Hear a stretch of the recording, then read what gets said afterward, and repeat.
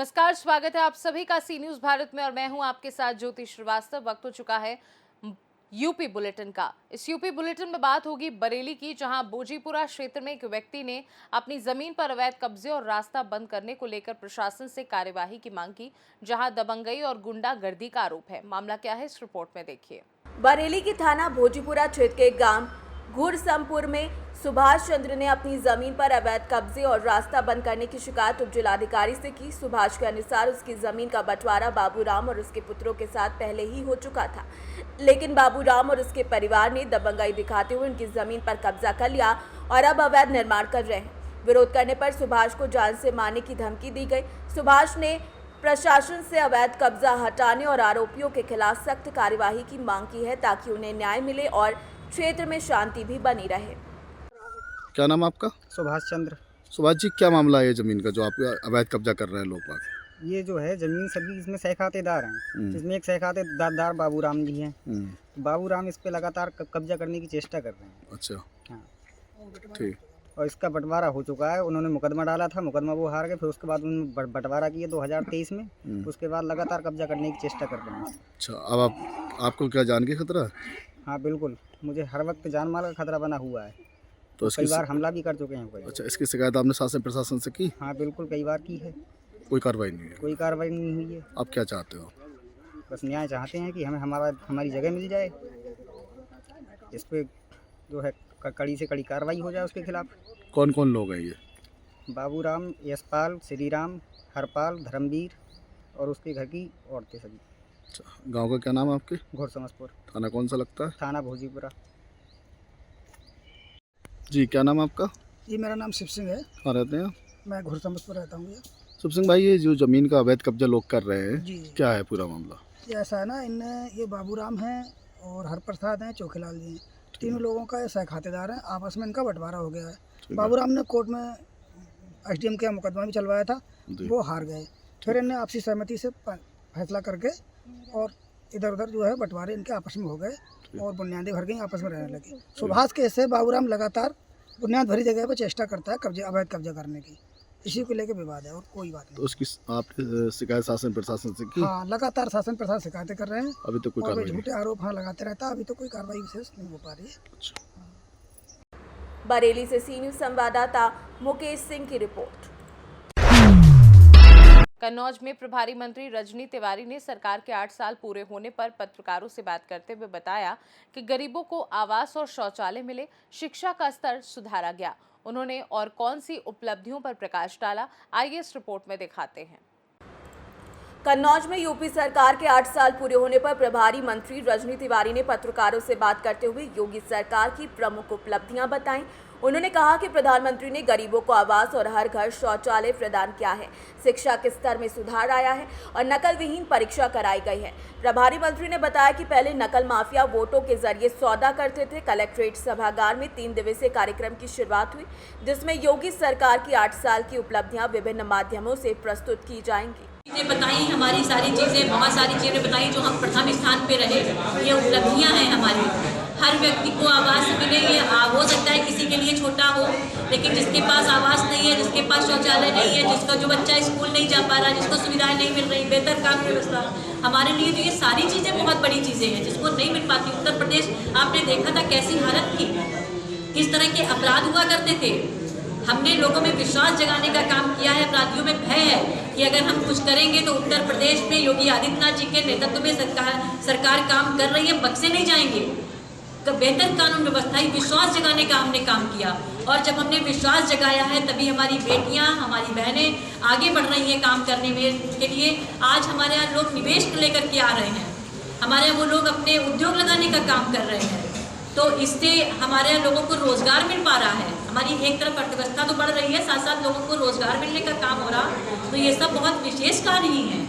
कन्नौज में बात करें तो मैडम, कई बार प्रयास के बाद भी परिवहन विभाग आज तक भ्रष्टाचार की अगर आपको लग रहा है, हमने तो बहुत सारे बस अड्डे बनाने का काम किया, हमने आधुनिक बसें चलवाने का काम किया है। और अभी इनको पता तो हम लोगों ने फ्री वो भी चलवाई थी। और जब कोई विशेष IAS अफसर होते हैं तो हम लोग उसमें भी बसें चलाने का काम करते हैं। जहाँ पे अगर आपको लगता है तो हमको आप बताइएगा, जहाँ की आप बात बताएंगे। और हमने जहाँ पे चाहे अगर बसें चल रही हों, चाहे हमारी ट्रेन की सुविधाएँ हों, चाहे एयरपोर्ट, इसको टीएम साहब आप देख लीजिएगा। जो चीजें ये बता रहे हैं हमारे सम्मानित पत्रकार हैं, जो चीजें बता रहे हैं जहाँ पे रुके हुए और पूरी हो सकती है तो चीजों को पूरा करवा दिया जाए। हमको ये दीजिएगा। हम लेकिन आपको बताएं निश्चित तौर पे कि पूरे प्रदेश में कहीं पे भी आवास योजना में कहीं पे भी कोई धांधली नहीं थी। जिसके पास भी आवास नहीं थे उनको आवास दिलाने का काम किया। और मैं दावे के साथ कह सकती हूँ उत्तर प्रदेश में आवास योजना में कहीं पे कोई धांधली नहीं है। अब ये बताएं अपराधी जो है ना कि वो अब जो हम प्रथम स्थान पे रहे, ये उपलब्धियां हैं हमारी। हर व्यक्ति को आवास मिले, ये हो सकता है किसी के लिए छोटा हो, लेकिन जिसके पास आवास नहीं है, जिसके पास शौचालय नहीं है, जिसका जो बच्चा स्कूल नहीं जा पा रहा, जिसको सुविधाएं नहीं मिल रही, बेहतर काम मिल रहा, हमारे लिए ये सारी चीजें बहुत बड़ी चीजें हैं जिनको नहीं मिल पाती। उत्तर प्रदेश आपने देखा था कैसी हालत थी, किस तरह के अपराध हुआ करते थे। हमने लोगों में विश्वास जगाने का काम किया है। अपराधियों में भय है कि अगर हम कुछ करेंगे तो उत्तर प्रदेश में योगी आदित्यनाथ जी के नेतृत्व में सरकार काम कर रही है, बख्शे नहीं जाएंगे। तो बेहतर कानून व्यवस्था, विश्वास जगाने का हमने काम किया। और जब हमने विश्वास जगाया है तभी हमारी बेटियां, हमारी बहनें आगे बढ़ रही हैं काम करने में। उनके लिए आज हमारे यहाँ लोग निवेश लेकर के आ रहे हैं, हमारे यहाँ वो लोग अपने उद्योग लगाने का काम कर रहे हैं। तो इससे हमारे यहाँ लोगों को रोजगार मिल पा रहा है। हमारी एक तरफ अर्थव्यवस्था तो बढ़ रही है, साथ साथ लोगों को रोजगार मिलने का काम हो रहा। तो ये सब बहुत विशेष कार्य ही है। कन्नौज से सी न्यूज संवाददाता महेश गौड़ पप्पू की रिपोर्ट।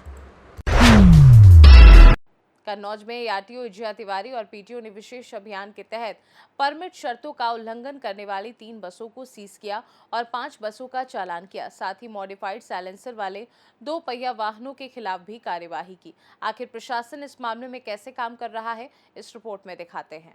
कन्नौज में ARTO इज्जिया तिवारी द्वारा लगातार विशेष अभियान चलाया जा रहा है, जिसमें परमिट शर्तों का उल्लंघन करने वाले वाहनों और 2 पहिया वाहनों में मॉडिफाइड साइलेंसर और ध्वनि प्रदूषण को लेकर कार्यवाही की जा रही है। इस कड़ी में ARTO और PTO ने संयुक्त कार्यवाही करते हुए कन्नौज में संचालित 3 बसों को सीज किया और 5 बसों का संचालन किया, जिसमें शिवम ट्रैवल्स, सुनील ट्रैवल्स और अन्य बसों की चीज़ें शामिल हैं, जिसमें ARTO ने 2 पहिया वाहनों में मॉडिफाइड साइलेंसर लगाने वालों का भी चालान किया और साइलेंसर को गाड़ियों से निकलवा दिया। ARTO इज्जिया तिवारी ने बताया कि परमिट शर्तों का उल्लंघन करने वाले वाहनों के खिलाफ कार्यवाही जारी है। परिवहन विभाग द्वारा जनपद कन्नौज में परमिट शर्तों के उल्लंघन में संचालित स्लीपर बसों के विरुद्ध अभियान चलाया गया, जिसमें ARTO और PTO की संयुक्त टीम ने मिलकर 3 बसों को सीज किया और 5 बसों का चालान किया।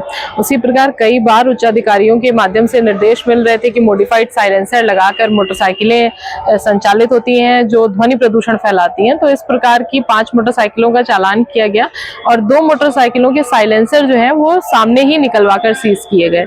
और सभी जनपद वासियों से मेरी हाथ जोड़कर अपील है कि आप सभी अपने 2 पहिया वाहनों में, 4 पहिया वाहनों में इस प्रकार की कोई ध्वनि प्रदूषण फैलाने वाले हॉर्न या साइलेंसरों का इस्तेमाल ना करें। इस पर 10,000 का जुर्माना है और आगे कार्यवाही भी हो सकती है। कन्नौज से सी न्यूज संवाददाता महेश गौड़ पप्पू की रिपोर्ट। उत्तर प्रदेश के रामपुर में ईद उल फितर के त्योहार को लेकर शांति व्यवस्था बनाए रखने और सुरक्षा की भावना जागृत करने के लिए पुलिस अधीक्षक, अपर पुलिस अधीक्षक ने पैदल गश्त की। इस दौरान आम जन से जन संवाद में क्या आश्वासन दिया, इस रिपोर्ट में देखिए। रामपुर में मंगलवार की शाम को रामपुर शहर होते हुए शहबाद गेट तक ईद उल फितर के त्यौहार को लेकर शांति व्यवस्था और जनमानस में सुरक्षा की भावना जागृत कराने के दृष्टिगत नगर क्षेत्र अंतर्गत महत्वपूर्ण भीड़भाड़ वाले स्थानों पर रामपुर पुलिस अधीक्षक विद्यासागर मिश्र, अपर पुलिस अधीक्षक अतुल कुमार श्रीवास्तव, क्षेत्राधिकारी एवं पुलिस बल के साथ पैदल गश्त किया गया। इस दौरान आमजन से जनसंवाद भी किया गया। देखिए, आज एडिशनल SP साहब के साथ CO सिटी और हमारे तीनों थाना प्रभारी कोतवाली, गंज और सिविल लाइन्स के साथ पर्याप्त पुलिस बल के साथ हम लोगों के द्वारा बाजार में फुट पेट्रोलिंग की गई और लोगों से वार्ता किया गया। आगामी त्यौहार के दृष्टिगत सभी लोगों से मुलाकात भी हुई और सभी त्यौहार सकुशल संपन्न कराए जाएंगे। क्या कुछ व्यवस्था की गई क्योंकि हाल ही में अभी ईद भी पास में है और अलविदा की नमाज भी कराई जाएगी? देखिए, हमारी पीस कमेटी की बैठक हो चुकी है और सभी जो स्टेक होल्डर्स हैं सबसे वार्ता भी हो चुकी है। ट्रैफिक मैनेजमेंट प्लान हमने तैयार कर लिया है। साथ ही साथ जो विभिन्न धार्मिक स्थल हैं हमारी नियमित रूप से निगरानी की जा रही है। जहाँ जहाँ CCTV कैमरे हैं वहाँ CCTV कैमरे से, इसके साथ साथ हमारी पुलिस पार्टी नियमित रूप से उन स्थलों का भ्रमण भी कर रही है। रामपुर से सीनियर संवाददाता राजू की रिपोर्ट। संभल जिले के गुन्नौर तहसील में भारतीय किसान यूनियन असली के पदाधिकारियों ने मोटरसाइकिल यात्रा शुरू की और तहसील परिसर में धरना प्रदर्शन करते हुए राष्ट्रपति के नाम ज्ञापन उपजिलाधिकारी दीपक कुमार को सौंपा। इस ज्ञापन में क्या मांगे की गई, इस रिपोर्ट में देखिए। संभल जिले के गुन्नौर तहसील में भारतीय किसान यूनियन असली के पदाधिकारियों ने विभिन्न रूटों पर मोटरसाइकिल यात्रा का शुभारंभ किया और तहसील परिसर में धरना प्रदर्शन किया। इस दौरान राष्ट्रपति के नाम एक ज्ञापन भी उप जिलाधिकारी गुन्नौर दीपक कुमार को सौंपा गया। राष्ट्रीय किसान यूनियन असली के अध्यक्ष हरपाल सिंह ने कहा कि पंजाब सरकार ने उनके पदाधिकारियों और किसान नेताओं को बंदी बना रखा है। अगर उन्हें नहीं छोड़ा गया तो देश भर के किसान एकजुट होंगे और बड़ा आंदोलन करेंगे। उन्होंने आरोप लगाया कि केंद्र और राज्य सरकारें किसानों के साथ धोखा कर रही हैं। महंगाई ने किसानों की हालत खराब कर दी है। किसानों का माल सस्ते दामों पर बिक रहा है, जबकि उर्वरक, दवाएं और कृषि उपकरण दोगुनी कीमतों पर खरीदने पड़ते हैं। इस दौरान सैकड़ों किसानों ने पंजाब सरकार, केंद्र सरकार और यूपी सरकार के खिलाफ नारे लगाए और तहसील परिसर में चक्का जाम कर दिया। पर आज देश भर में रैलियां आयोजित की जा रही हैं।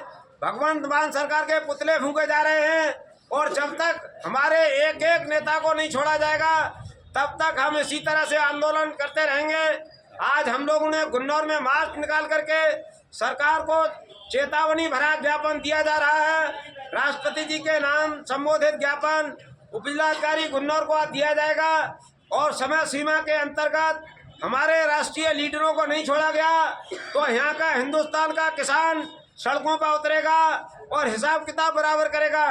अहिंसक तरीका से हम अपने नेताओं को रिहा करवाएंगे। जेल भरो आंदोलन, सड़कों पे आंदोलन, जो भी हमारी व्यवस्था होगी। भागु असली के लोग उत्तर प्रदेश में, पूरे प्रदेश में एकदम आंदोलन शुरू करेंगे। आज मित्रों, हम लोग ज्ञापन देने आए हैं और जो हमारे LIU के बंधु सुन रहे हों वो बता दें, व्यवस्था से जुड़े लोगों को यहाँ से ज्ञापन ले जाएं और आज ज्ञापन दे करके हम लोग इंतजार करेंगे कि हमारे नेताओं को जो MSP की मांग कर रहे थे, जो सरकार MSP तय करती है उसको लीगल गारंटी, जो मोदी जी ने लिखा था 2 बार पत्र, प्रधानमंत्री जी जब नहीं थे, ये मुख्यमंत्री थे गुजरात के, तो 2 बार चिट्ठी लिखी मनमोहन के लिए कि किसानों की MSP गारंटी कानून बना दो। लेकिन जब खुद प्रधानमंत्री बन गए तो आज गारंटी देने को तैयार नहीं है। आज किसान परेशान है, अपनी बच्चों की पढ़ाई नहीं कर सकता, चिकित्सा नहीं करा सकता, कपड़े नहीं पहन सकता, भोजन नहीं कर सकता। आज बिल्कुल पटरी पर लाके रख दिया है। एक व्यक्ति के घरों में नोट जलाए जा रहे हैं, जजों के घर में नोट जलाए जा रहे हैं, बड़े बड़े नोटों के अंबार लगे हैं। आर्थिक असमानता जानबूझ के बढ़ाई जा रही है। एक तरफ पैसे का अंबार लग रहा है, एक तरफ हवाई जहाज की चाल से इनकम बढ़ रही है और हमारा किसान, गरीब, ग्रामीण, छोटा किसान, मजदूर आज 28 रुपए में पेट भर रहा है। शर्म आनी चाहिए हिंदुस्तान की व्यवस्था को, डूब के मर जाना चाहिए चुल्लू और पानी में हिंदुस्तान की व्यवस्था को। संभल से सी न्यूज संवाददाता जयवीर सिंह की रिपोर्ट। फिलहाल के लिए यूपी बुलेटिन में बस इतना ही। वक्त एक छोटे से ब्रेक का। ब्रेक के उस पार हम आपको और भी तमाम बड़ी खबरों से करवाएंगे रूबरू।